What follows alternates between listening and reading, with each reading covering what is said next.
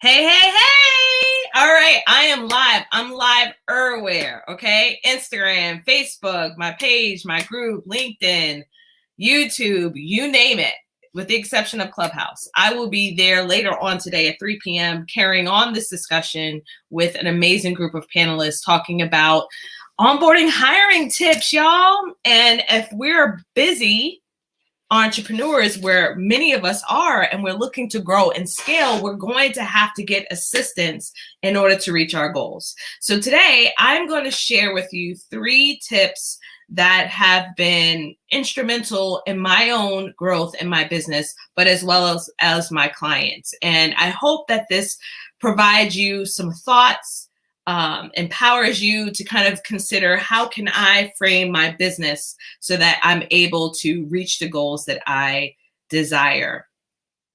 All right, so let's go through the first couple of things I definitely want to highlight and just share with you all. As you know, this is my weekly live that I come live and I share what's all happening. So last week, the Breakthrough to Excellence podcast debuted. Yay! And we just hit a milestone of 3,000 downloads, which I'm super excited. So we're now moving towards our next milestone. I also hit a milestone on Instagram with 2,000 followers, which is awesome. So I'm just really, really excited for the growth, slow and steady, right? As I'm honoring and staying in alignment with where I'm at. So at the end of this month, I am hosting a masterclass for those who are interested in learning how to develop a heart-centered keynote address or a course, whatever you want to solidify you as the authority in your level of expertise, and you want to share a part of your story. I'm hosting that March 26th at 2 p.m. Eastern Standard Time.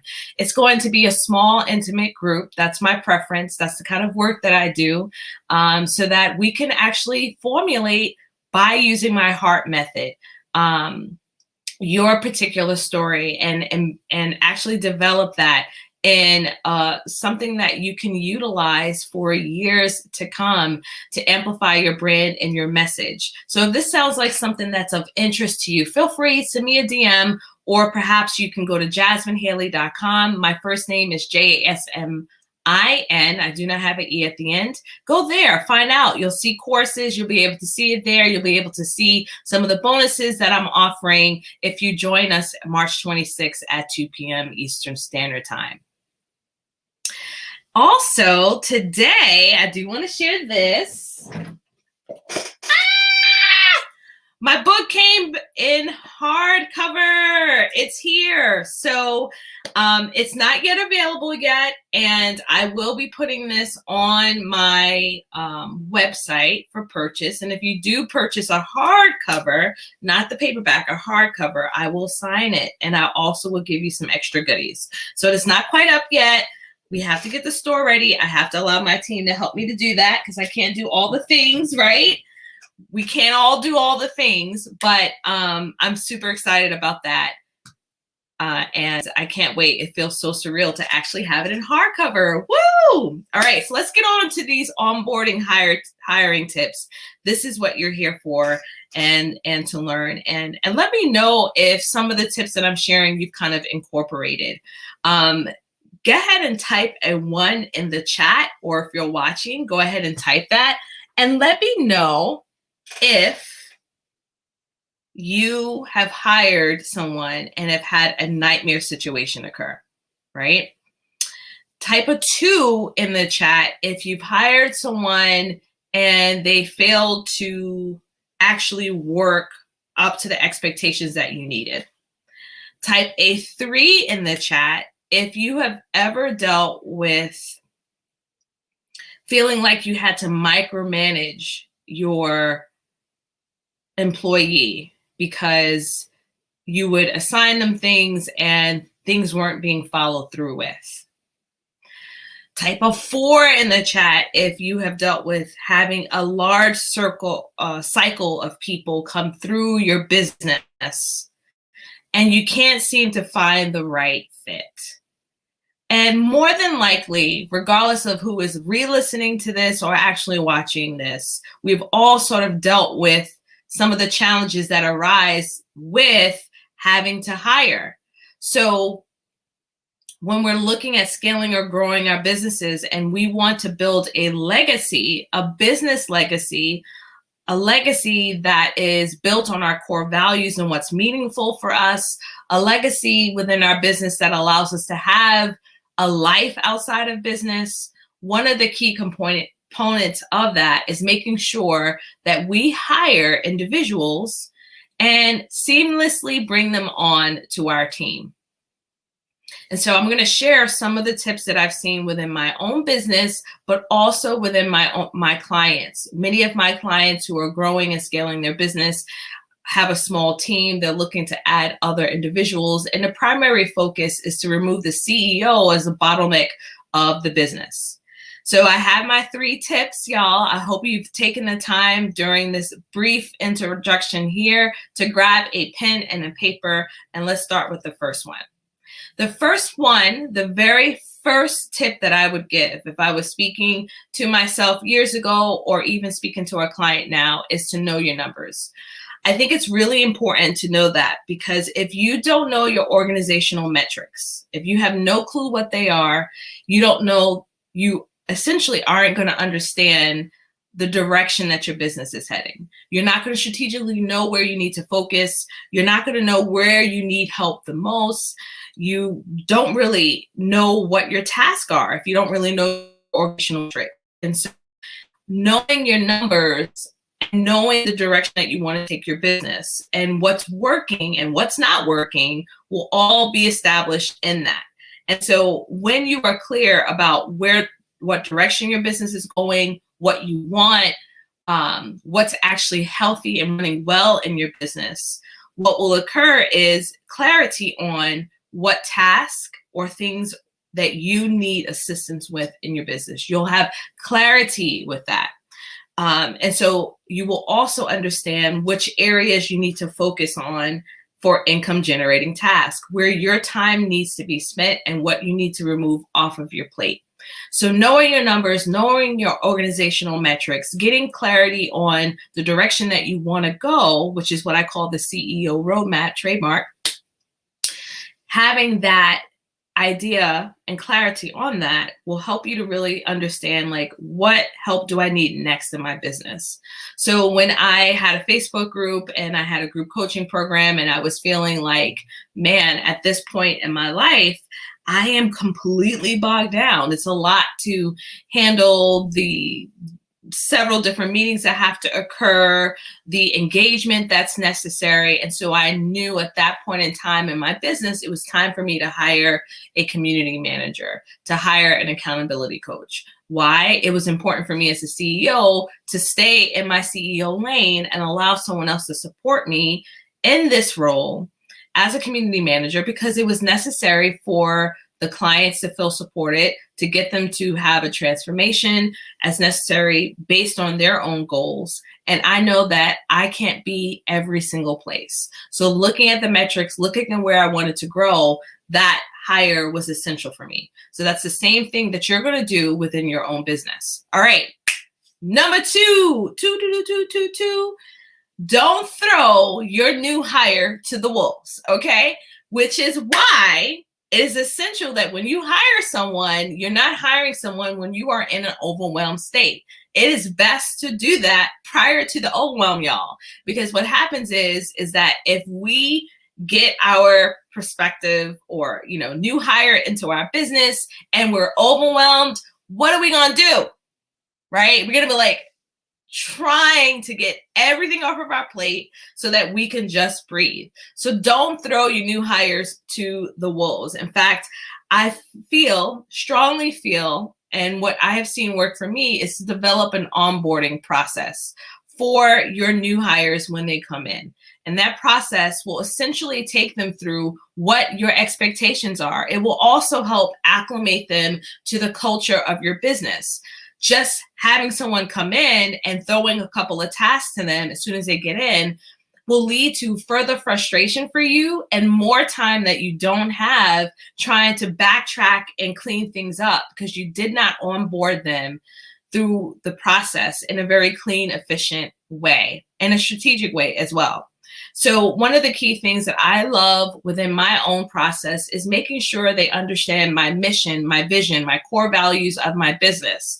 I want to establish a rapport with them. I want them to feel like they have a firm grip in understanding the direction of where I want to take my business, because we're all going in that direction together. So when the team is in alignment, with the culture is in alignment, with everyone is understanding what the end game goal is, it allows for more fluidity within your business, and it allows for more support so that you can serve in that CEO role.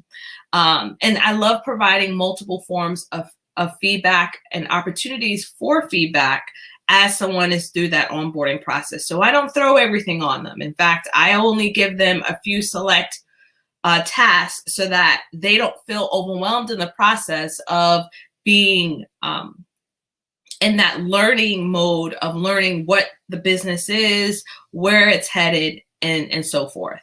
All right, here's number three. Woo, woo, woo. All right, here's number 3.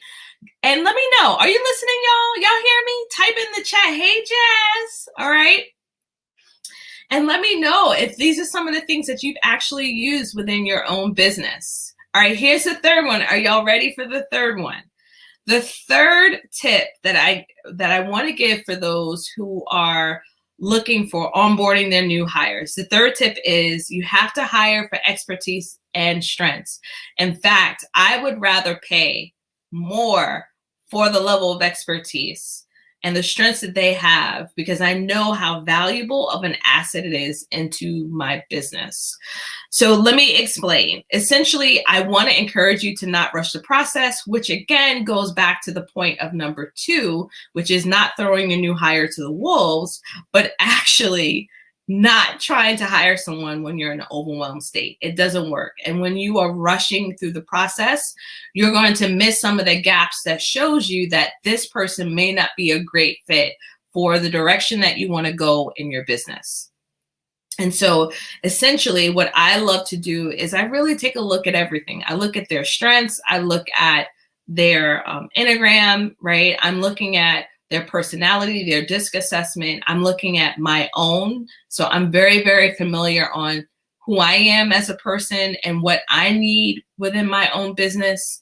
And I'm also taking a really close look at what is their level of expertise. And in fact, I would say that many of you would probably agree testing these individuals out beforehand. When you have people who have their own expertise and strengths, right? And they come in with this expertise and strengths, what are they able to do? They're able to be an asset to your organization, and they also will be more well equipped to be a leader within your business. We need leaders within our businesses so that they are able to work independently in conjunction with the team culture and things that are important for you, but especially working as a leader so that you don't have to feel like you have to micromanage, or you don't have to feel like your team is constantly asking you questions over and over and over again because they're afraid to move forward without your say-so. So hiring people who bring in their own expertise and who are ready to step into that leadership role in that position will essentially assist you in being the CEO of your business and transition you away from being the bottleneck. And when we're growing and scaling our businesses, we need to be in a place where we're able to do that. We're able to breathe. Because if you can't, what's going to happen is you're going to be still serving as the administrative assistant in your business instead of the CEO. And therefore, it's going to be difficult for you to be able to have a life outside of your business. And we have not created our businesses to become chained to our own businesses, right? Or feeling like we're still living that 9-to-5 life and not actually conquering our goals and working efficiently within our own business. All right, so that was it. Those were my 3. I'm going to recap them really quickly here, okay? The first one is know your numbers, know your organizational metrics. That is essential so that you know where the need is in your business. You don't want to hire just to hire. Where are these people going to go? Number 2, don't throw your new hires to the wolves. It's important for you to have a very strong onboarding process, get clear on what your vision and culture is in your business, and acclimate them into that. Don't rush. I love to use a 2-week period for my onboarding process, but I'm also working with a smaller team, and that may be different for your business. Again, utilize something that works for you. And the next one is hire for expertise and strengths. I love leaders. I love to look at what asset can they be to my business? How can they help me grow? Instead of me going through the process of training. And I will have to give this caveat here. There are some that are ready for that, right? I have definitely trained people who may not have all my areas of expertise, but are they still equipped to come in an efficient way so that that training process doesn't have to be prolonged? Because the longer you're away from what needs you have to take care of as a CEO, that eventually leads you back down that road of being the bottleneck of your business and not allowing you to be in a place where you can grow and scale it. So those are my 3 tips, and I hope that they got the wheels turning for you and will help you consider how you're going to next onboard your new staff member or contractor, or whoever it is that you use. So whether they're a contractor or someone that I'm permanently putting on my team, I think it's essential for you to take in consideration what your onboarding process is so that you can avoid feeling like you're throwing spaghetti on the wall and get to a place where you're building your business with ease and not in chaos.